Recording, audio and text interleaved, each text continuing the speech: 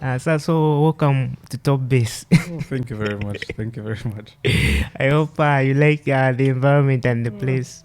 It looks good. It's good to be here, definitely. Yeah, because we've been trying to at least invite you and have you on board, but because you are busy most of the times, so I'm glad that today I finally made it. Oh, thank you. Yes, It's my sir. pleasure. Actually. And how My is pleasure. the weather and everything in Moscow so far, according to you? Well, I thought spring would be warmer than winter, but it seems to be Yeah. cold actually. Yeah, and I Yeah, can so- imagine people are expecting us to have Yeah. a very cold period, but a very hot period, Yeah. but it's now like really cold. Yeah.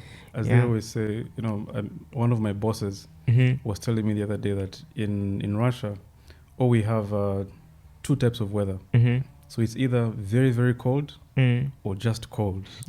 So according to them, this is the just cold weather. Yeah. Since winter has passed. The Russian weather is always like changing Yeah, very yeah, fast. It Yeah. is. When did you come here in Russia specifically? I think that was 2018, In November of 2018. 2018. Yeah, so about 4 years, the fourth year now. Wow. Yeah. And back home, like, was it just like something you said that after I'm supposed to maybe further my studies in Russia, or it's something that you like just came up randomly that let me go to Russia, or you planned it all along? Well, I didn't exactly plan it. Mm-hmm. Yeah, I've always wanted to do neurosurgery, right? But unfortunately, at the time that I wanted to, I was ready to start after finishing my internship. At the moment, we didn't have a training program for neurosurgeons in Zambia. So I tried to look for places around to go to, but things just fell in place because at the hospital where I was, the neurosurgeon there is a Russian man. Yeah, so I got to see how he works and the way he does the surgeries. We got talking, and I found myself looking at Russian places to go for neurosurgery, and I got here. So like you're talking about someone who is more like, or would you call him more like your mentor, or he was just like someone that gave you like a clue of saying, I think I'll go and further my studies this side? I mean, I'd always wanted to be a neurosurgeon for a very long time, but I think I would consider him a mentor because my time with him, I had spent almost a year, 6 months with him before coming here. So during that time, my passion just grew. Yeah. The way he handled himself, the way he handled the surgeries, I think that built in, that confirmed the fire and just made it grow a bit more. Wow, that's really amazing. So like, there are a lot of questions that come up. For instance, you find that if someone is in the medical sector or in the medical field, oftentimes they are glued to that. Like, people think they don't do anything out of like the medical profession or their specialty. But I've observed you are one person who is like also putting out content out there. Like, for example, you're able to draw. You're able to you're able to draw, you're able to like write very inspirational stuff. And I'm like questioning or wondering to say, is it always the right path according to you? Has it always been the right path for you to say, I'll just be glued to this? Or have you taken the path of also trying to develop other things? Well, I thought my drawings were a secret, but I didn't. I've been drawing for a very long time. I've been drawing for quite some time. I believe that, you see, even if you find a career path, as a human being, you cannot be glued to one thing, right? You need to develop other areas. There's so much out there that one can do. Yeah, that's right? true. And if you can draw, find some time to draw. Of course, there's no free time in this world, right? But if you like something else that you like doing, you can make time for it. So Wow. I like drawing. Yeah. And I do like encouraging other people because all this means nothing. I mean, being a neurosurgeon or finishing my neurosurgery, or in anything that you do, everything means nothing if you cannot share your experiences with other people. Yeah, that's very true. Yeah, if you cannot, share the path that you've been through, so that if there's somebody looking in the similar direction as you are right now, at least they'll have some kind of blueprint. Yes, so they don't make the mistakes that you made. Yes. And so they can learn from some of the things that you went through. That's why I post some of the things. That's a very interesting point. I've got a question for you. Like currently we have a lot of, let me say, people on social media that are portraying a certain kind of life, which is not the way they actually live their life. But I've personally witnessed it, that you're someone who is in sync with the way you live in real life and the way you portray yourself on social media. Now, thank you. What do you think about the people out there that are like, everyone wants to have like maybe a mentor or someone that they are looking up to, and do you feel that, according to your own experience, do you feel like it's necessary for someone to would you encourage someone to have someone that they look up to on social media directly? Maybe someone who's portraying a different lifestyle and they are under stress. For example, someone might see you going to the gym. They may get inspired, and that's actually true. But someone might see someone maybe going to the gym, but that person is not actually going to the gym, just trying to put out a certain picture that they are working out. Yeah. That's a very interesting point. A very interesting question. Yeah. I've always encouraged people to get a mentor. But a mentor, in my opinion anyway, I mean, people have different opinions when it comes to who should be a mentor. And in my opinion, everybody, anybody can be a mentor. Right? Because at the end of the day, we live in a chain. Our lives are like chains, right? One part of the chain pulls the part that is behind it, right? Yeah. And the other part of the second knot of the chain has to pull the one that is behind. Yeah. So all of us are mentors. If, for example, I'm in 5th year, for example, I'm a medical student, or I'm in grade 12, so that everybody can relate, right? If you're in grade 12, there's a grade 11 somewhere. Yeah. So that grade 12 can be a mentor to a grade 11.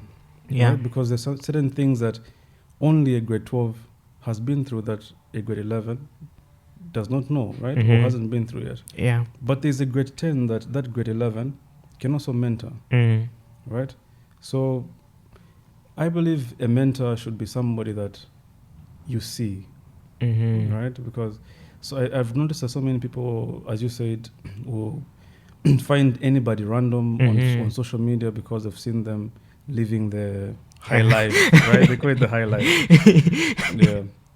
But at the end of the day, we see so many things on social media. Yeah, right? Very true. But I believe a mentor should be somebody who's going through or has been through things that you are going through. Exactly. Right? So to answer the question directly, I think people should look for mentors within their circles or within their community.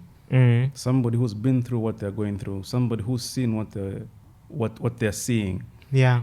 Other than somebody from a very, very different community, very different conditions, and they make everything look too easy that the other person will feel, oh my God, maybe I'm doing everything wrong. How come that guy everything's going straight, but for me, it's good. It's good you have mentioned that the point of having a mentor who is like maybe from the same community or from a similar background of some sort, because that drives me to one interesting quote that you put out on social media, where you mentioned to say, before you, certain fields or certain talents or careers should be done with reference to where you're coming from. Exactly. And not just, for example, someone might be from maybe Zambia. They want to do art, for example, but it's not as appreciated as it is maybe in France. So this person might have maybe a desire or an interest in art, and they get inspired by someone on social media. Would you say that is wrong mentorship, or would you say it's okay so long as a person wants to be mentored by that person, even if it takes them nowhere? Yeah. Well, I wouldn't really call it wrong mentorship, right? Because everybody at the end of the day has something to offer, right? Even though, you know, he might be somebody where, you know, where your conditions are very, very different, your experiences are different, but you can still learn, pick up one or two things from them. So it's okay to look up to somebody as something that you would want to be in future, or you look at somebody like the example that you gave, somebody who's an artist, and you say, maybe one day I would like my art to reach that level, right? But for you to really understand your community, because first, before you make it out there, you need to make it where you are, right? Yes, So exactly. before you can, you know, think about that, you need to find somebody, an artist in your community, somebody who has been through the challenges that you are facing now and has made it through those challenges, right? So that is the first person you're supposed to look up to and say, how did you work around these challenges in the community, right? And once you deal with your community, then you can take your content out there. Exactly. Wow. That's really amazing. But, you know, there is one thing again that I've observed with many young people especially, or I would say not even youths per se, but even some people that are in their late adulthood, like the concept of feeling less of yourself. Because you go on social media, you always find someone doing better than you. And people tend to feel like, even if I do this, I can't do this, someone is always, and they maybe go beyond their means. They do things that they are not supposed to do.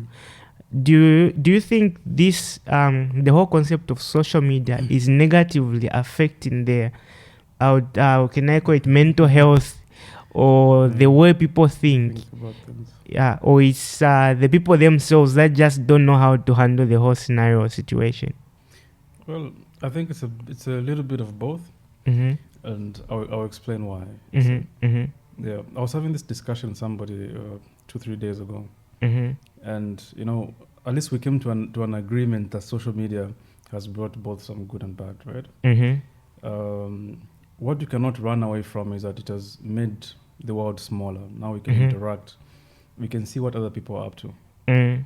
But even though not everybody will be comfortable enough or will allow themselves to be vulnerable enough to accept that almost all of us feel that way, right? All of us, you know, sometimes now a bit less for me, because sometimes I get on social media.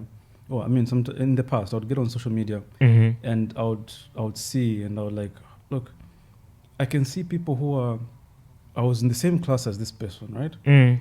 And they're doing way better than me. Am I doing something wrong, right?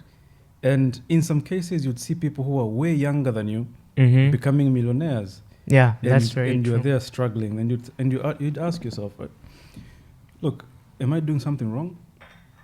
Or what exactly is going wrong here? You see? But people won't tell you that they feel that way, because it makes them feel a bit more vulnerable. Yeah. You see? So what this has done is that it has created two types of people, right? Two extremes on a continuum, yes? So on one end, you find a group of people who have decided, look, everybody on social media is making it. It's just me. And what have they done? They've given up. They've just said, look, it's not working. Everybody's better. I've stopped. I quit. All right? That's one extreme. The other extreme created is this group of people who think, how come everybody's doing it? I need to work extremely hard so that I also become better. Right? Better than them. Or so that I can also look good. So we have one extreme where people are trying to work too hard. People who putting their health at risk for the sake of trying to catch up to what they're seeing on social media. Yeah. Right? People who are not sleeping, people who are not eating, People are, letting their bodies rot on the inside for the sake of, getting there. So these are the two extremes. Yeah. Right? And of course, we have people who are along that line. People who have decided, okay, maybe social media is not all that, as it's hyped up to be. Yeah. Let me just focus on myself and focus on my own success and on my own plans. Of course, that is where all of us want to be. Yeah. But social media is, there's so much information flooding us all the time that it's inevitable sometimes to feel inadequate, sometimes to feel less. That's true. That's true. Yeah. But the whole idea is that we should try to focus. It's very difficult. It takes a lot of work. I'm not an expert. I'm also trying. Sometimes I feel less. It's inevitable. But I always remember that social media, we're all different people. Very true. They have their own, conditions where they are. They have their own dreams and goals. I have mine. So I try by all means to focus on myself. When my thoughts stray, I try by all means just focus on my own timeline, focus on my own plan, right, and avoid going into extremes of either giving up or becoming careless with my body for the sake of success. Wow. Yeah. That's a very interesting point, and you have really brought it out in a very clear kind of concept, because people feel like I'm being left behind. And like you said, some people even feel like they are not doing enough. Yeah. In the quest of wanting to do more, that's true. They lose track. Exactly. Yeah. And actually, on the other extreme, where people become careless, they try to become rich fast to catch up. People get to a point where they can now do anything to succeed. And then people end up getting into things like crime. You find people scamming people on social media. You find people people become corrupt. Very true. For the sake of trying to get money. And of course, it's evident that when you get money in that way, eventually the law catches up with you. Very true. Very so these true. are people we see today, they are focused on their goals. Tomorrow they become rich overnight. The following day, the law catches up and they're back to square one. All right. So these are two very, very serious extremes, but your focus should always be, on yourself and on your plans. Wow, that's really amazing. So like on the issue of like, for instance, we have the issue of mental health. We have the issue of people just having that independent kind of state. So do you feel like there has to be a shift where people should get away from living in this so-called box of of just trying to put out positive stuff out there? Or should it be just like, no, mind your own business and live your own life? Because I may see someone's life on the internet, like, this person is doing fine. Yeah. And I am having a bad time, they're having a bad time, but because they have put out something out there, I feel like my life is a mess. What do you think about it? Yeah. Well, of course, we really cannot control what people put out there, right? Whether somebody decides to expose, to put out the good side of life, or the good side of their lives, or someone decides to, show us, the challenges that they're going through. Really, that we cannot control. But I think the problem that we have with mental health is that people do not talk, right? First of all, we've placed, just by mentioning mental health, it raises your heart rate, because then you think, oh, mental health, I have a mental problem, right? So I think maybe what we need is to destigmatize mental health, right? We need to be more comfortable talking about it. Yeah. Especially with men. I think we've seen a lot of men committing suicide of late. Or maybe we've seen too many posts of late about suicide, especially on social media. Yeah, that's right? true.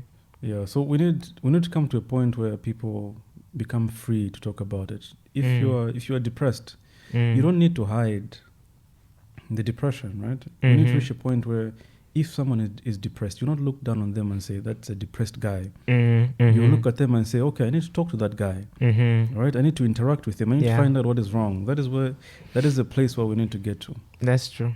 Right? Where if I have a problem, I'll come to you and say, my brother, I'm in trouble. And it's like this, and you can freely talk to me and ask me what is going on, and I can freely talk to you about it without that feeling of judgment or that feeling of stigmatization. Right? Wow. And I think as men we have a problem as well. And we should What's the problem?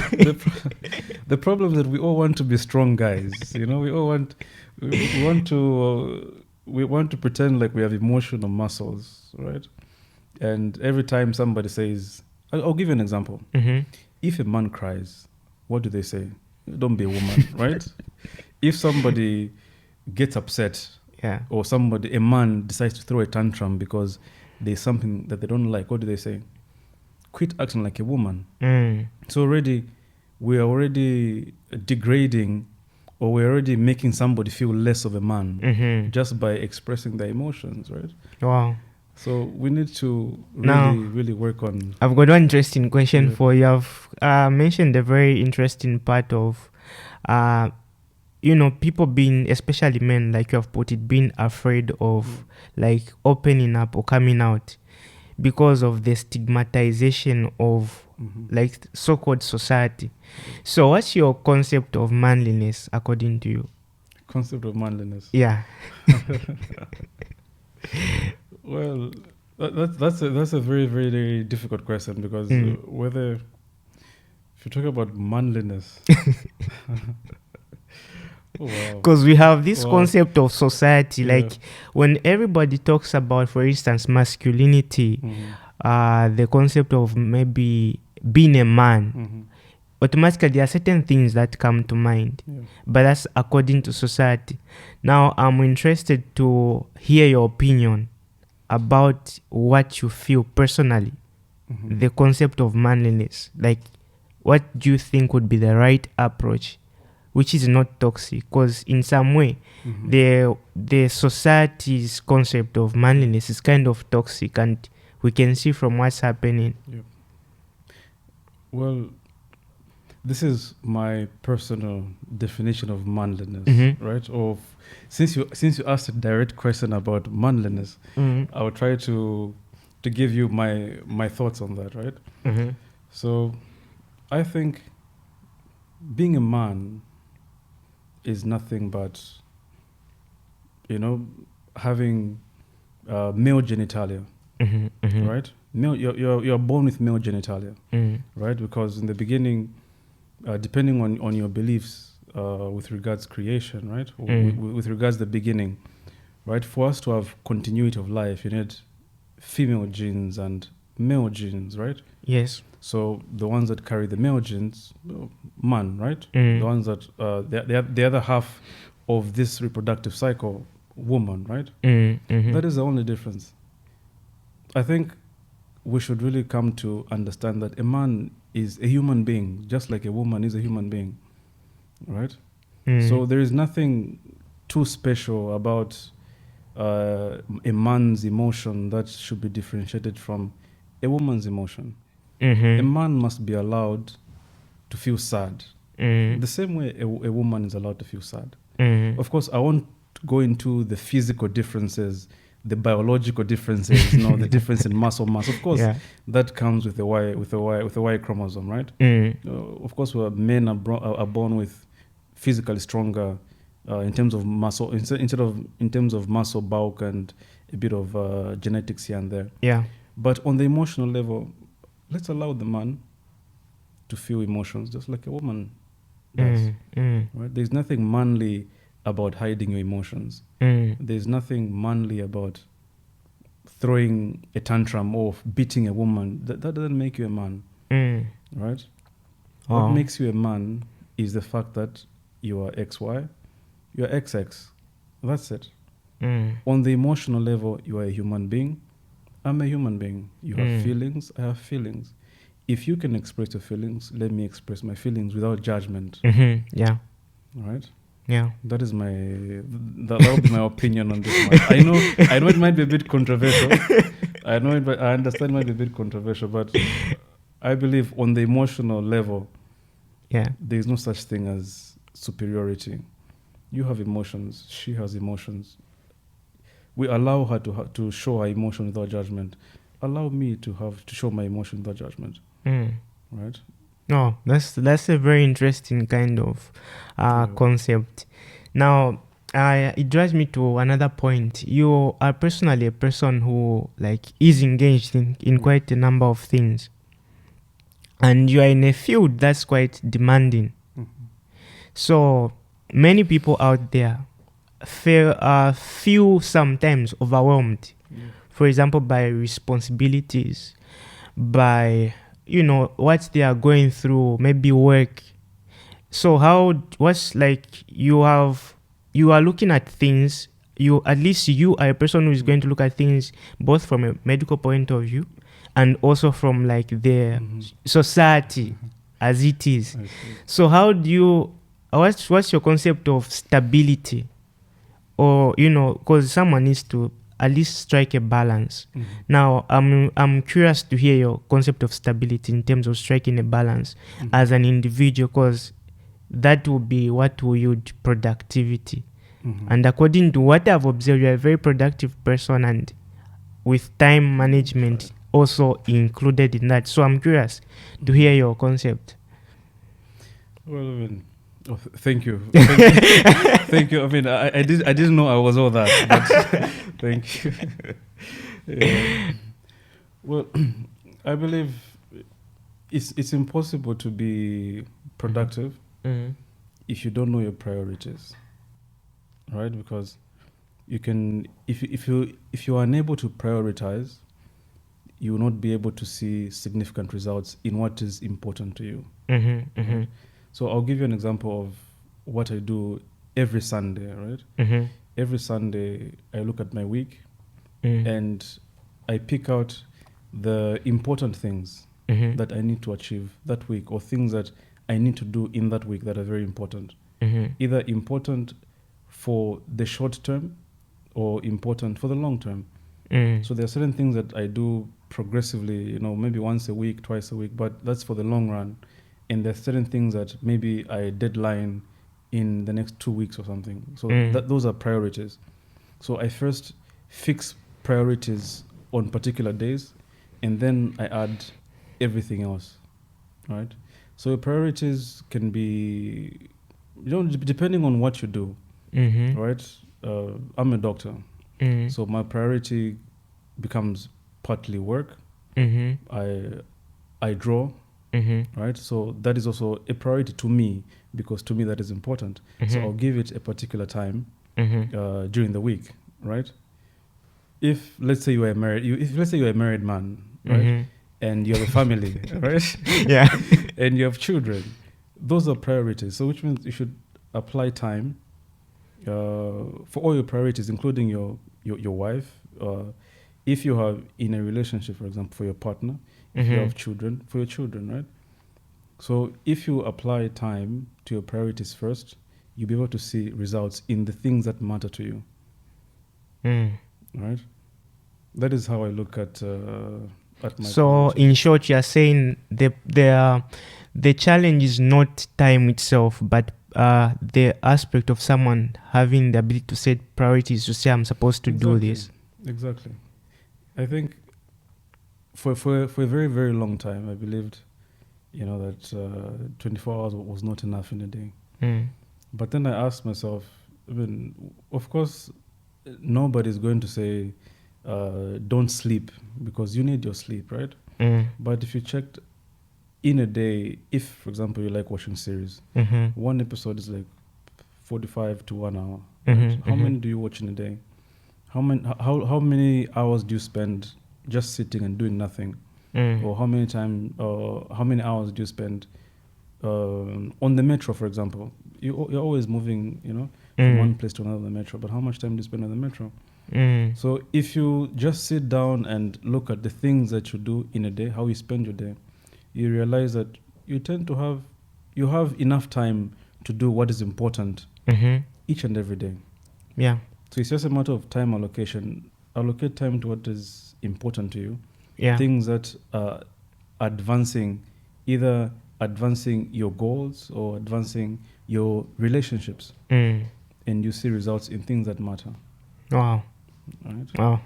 That's also a very interesting concept, because people are like, no, I want to do this, but I don't have time.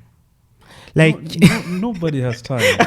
Nobody has time, because that's the thing, because we always feel that we are special because we feel that we don't have time. But time is there. It's just that you need to allocate it to what is important. Right? So do you think the whole concept of having to set priorities is what distinguishes the people that seem let me give an example. Let me put it in an example. For instance, we have got doctors, or we also have engineers and maybe business people. But there always comes a time when we see the same people with the same maybe qualifications, but someone seems to do or understand things better or do more than the other person. Do you think that's what distinguishes the so-called like winners from those that seem to be at the same level? I mean, I would agree with you. As I mentioned before, it's all about where your priorities are. Right? If today you decide to say, each and every day, I want to learn something new, for example, right?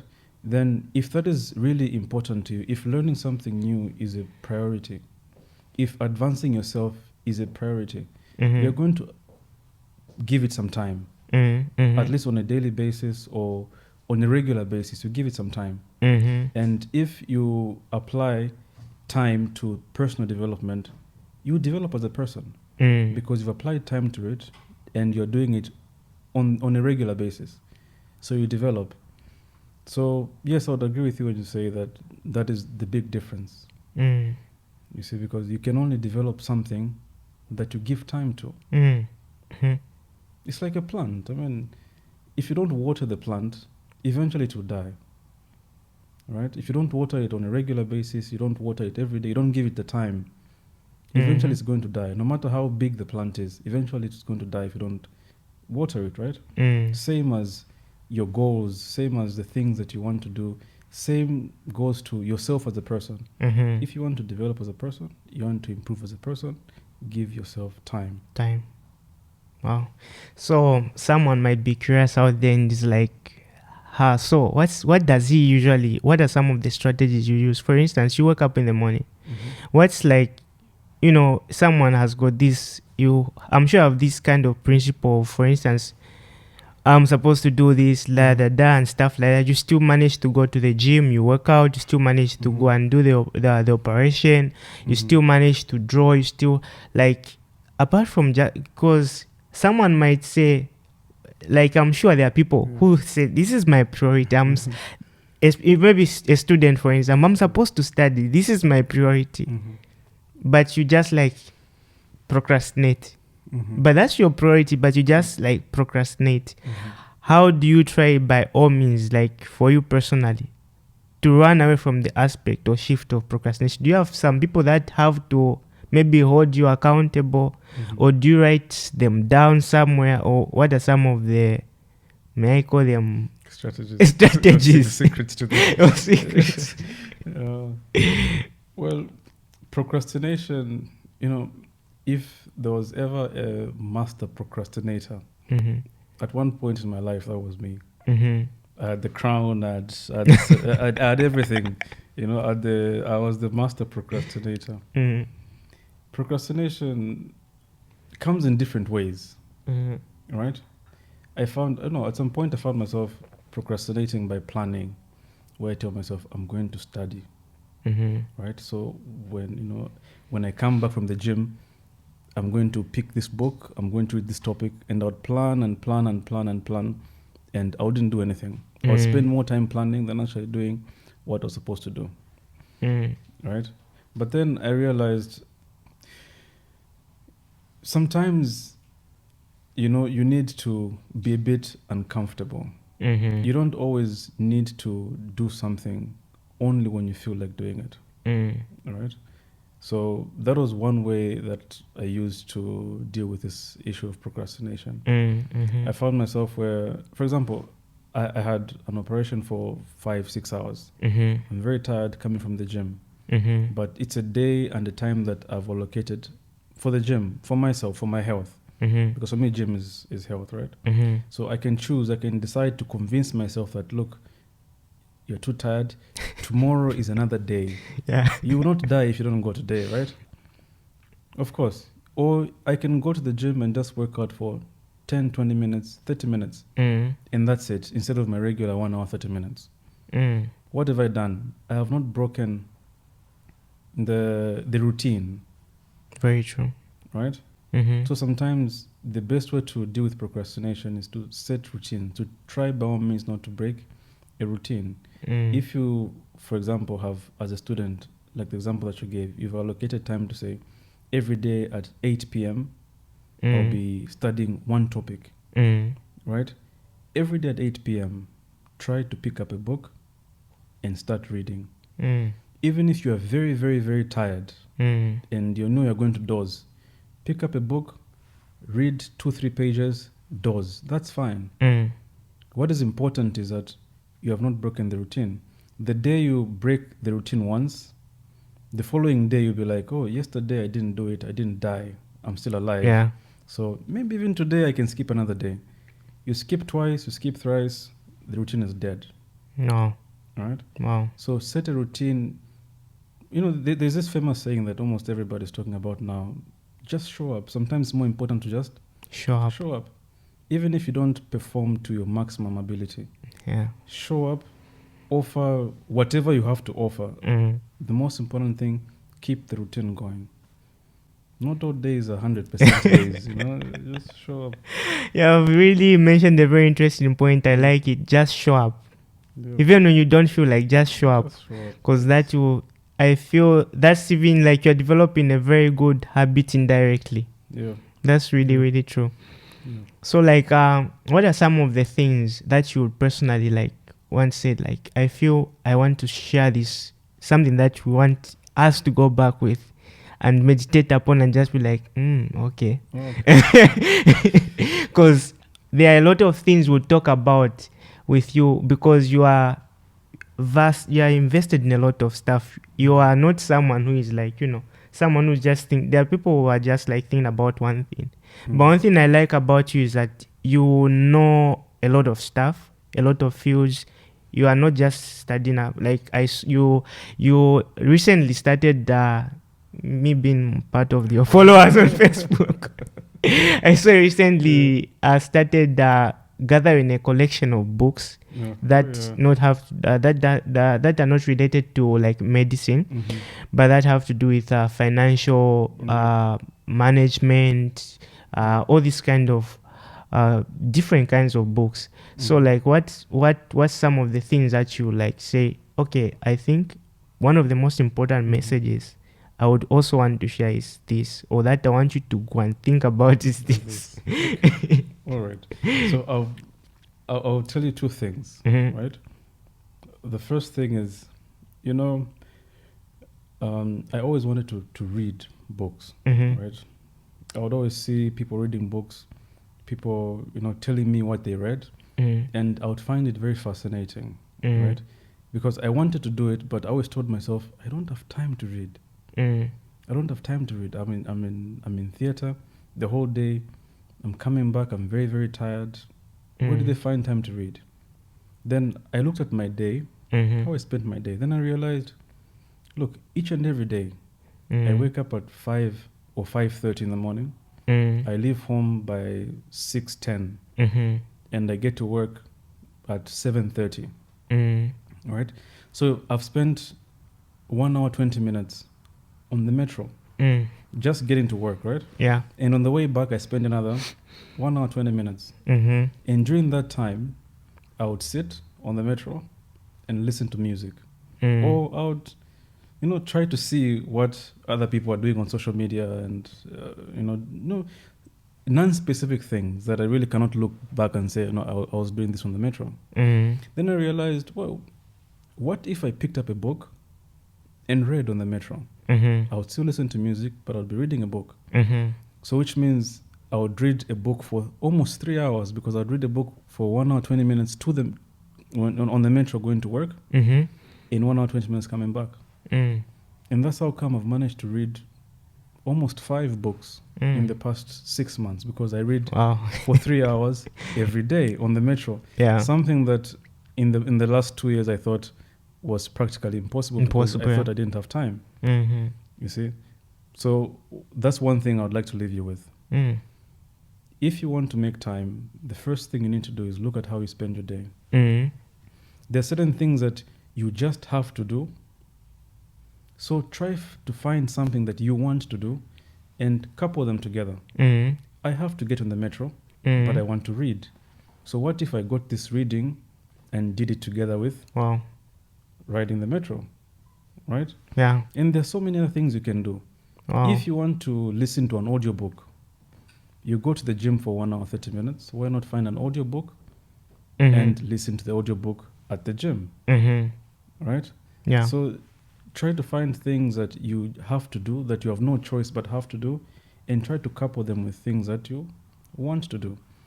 Right? You find that you'll be able to make enough time for things that you want to do in that case. That's a very powerful concept. I'll start applying it. It works. The second thing I would like to leave you with is on the issue of slowing down your thought process.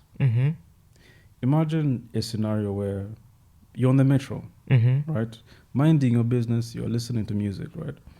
And as you're walking on the metro, somebody just comes behind you and hits you on the head. Or somebody just comes and pushes you. Your immediate response is that your heart starts beating. What's going on? And the immediate response is, I want to react. Right? How are you going to react? Either you're going to shout, you're going to push somebody, you're going to punch somebody, or something like that, right? Or if, let's say, you're at home, you're a married man, or you're with somebody, and then somebody says something to you that is not really something that you like. Your immediate response is you want to say something back immediately, right? You want to respond. So what I'd like to leave you with is on my newfound definition of emotional maturity, right? Now, in the past couple of months, I've been trying to understand what exactly is this emotional maturity. And something that I came to understand is that emotional maturity is just the time between somebody doing something to you and the time that you react. That difference, that time in between is emotional maturity. Wow, that's very interesting. So in my search for to understand emotional maturity, I understood that if you can increase that reaction time, you become emotionally mature.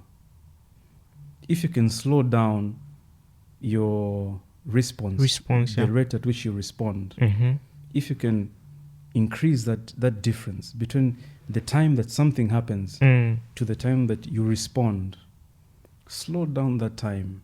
And as you slow down that time, think. Right? Wow. Because if something happens, you respond. There's no thinking. You make mistakes. You regret. Something happens, slow down. Just leave your body. Just look at the situation. Slow down the time. Think different ways. See whatever is happening through the other person's eyes. Analyze the situation, then respond. If you can just increase this time here, you become emotionally mature. Wow. That is something I like to do with. That's like you just like shot me in the head. That's a very powerful. I wouldn't call it a statement. I would call it a lifelong principle, because it automatically helps someone to be in the phase of, emotional growth and understanding. Wow. It has it has really been a pleasure having you with us, and Pleasure's been mine. I'm delighted that it has been a conversation worth $1 billion. I could use $1 billion right now. It's really good. It's been good. I just hope you also had a good time being here. Oh, definitely. Yeah. Invite me again. Definitely. Invite me again. I'll definitely come. So if you haven't checked out Dr. Gerald's Facebook page or Instagram, you can feel free to check it out. Dr. Musa Gerald on Instagram, Facebook, and LinkedIn, right? Yeah, on all the platforms, and maybe you might, but you will gain a lot of information and a lot of lessons. If the people want to go to the gym or get inspired, people in the medical field, people are drawing, I can go on. And this is just, last words, right? Just one last one. Yeah. All this that we're doing, all the work that we're doing, it doesn't matter if you don't live long enough to enjoy the fruits of whatever we're doing here. So take care of your temple. All right, take care of your body. Eat well. Go to the gym or jog, but take care of your body. You owe yourself, you owe it to yourself to live long enough to enjoy everything that you're working for right now. So as you work hard and as you do everything else, don't forget to take care of your body first. Guys, you have listened. You only have one body. Of course, just one. You can change your phone, but not your body. Of course, spare parts don't come easy. Don't exist. Yes, it has been a great pleasure to have you. Pleasure's been all mine. Yeah.